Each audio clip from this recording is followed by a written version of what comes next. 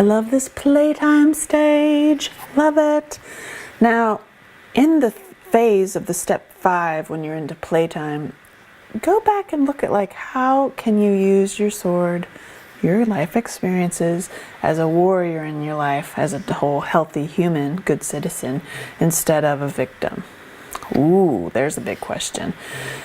Because we know, we've already gone over this, how if we could be wounded, how we keep repeating it in our lives and the same stuff keeps coming up. And you're like, ew, I feel like I've already done that before. I'm a broken record.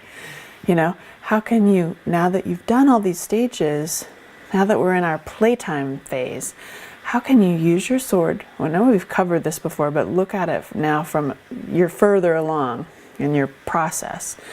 How can you use your sword, life experiences, to be a warrior in your life instead of a victim? And I'm not talking warrior like you're gonna, warrior as a war sense. I'm talking about it as a like strong goddess warrior in your life, okay? How can that show up now in the playtime phase when you're not triggered so much anymore and you're like, oh yeah, I feel really great and this course was so helpful. And what can I use? How can I use it now? How can I, instead of freaking out or instead of exploding, now I blank, I'll give you an example.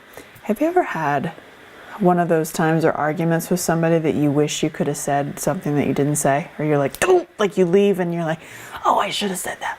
You know what I'm saying? And you're laying in bed at night or sitting there, and you're totally repeating it 400 million times in your head, like going over the same conversation. You know what I'm talking about, right? We've all been there and you're like, oh, I should have said that. And you're like replaying in your head. Perfect example to use your sword of just like all those little thought bubbles, just like boop, boop, boop. Poke it with the pointy end. Just like boop, boop, boop, boop, boop. It kind of makes you giggle too, because you're like, oh, there's that sword again, Angela Shelton. And it like stops those thought patterns, because you might not have the negative stuff coming up about yourself anymore, but we still have stuff come up. You had that argument, or you had that presentation that you did, or something that you did that you shouldn't have done, or you did it incorrectly, or whatever, and you're repeating it over and over and over in your head. Perfect example to, instead of taking up the next 4 hours of my life or 14 days or however long you're going to repeat that same thing in your head, and then they did this and then they did that, just in your head, just boop, boop, boop, boop, boop, boop, pop all those thought bubbles with your sword.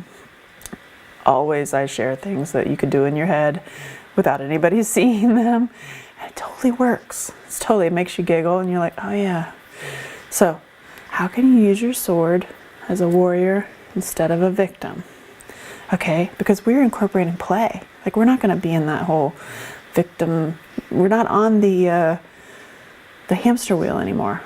Hello, you're off the hamster wheel. It's like getting off the trauma train. Now where are you going to go? Yeah.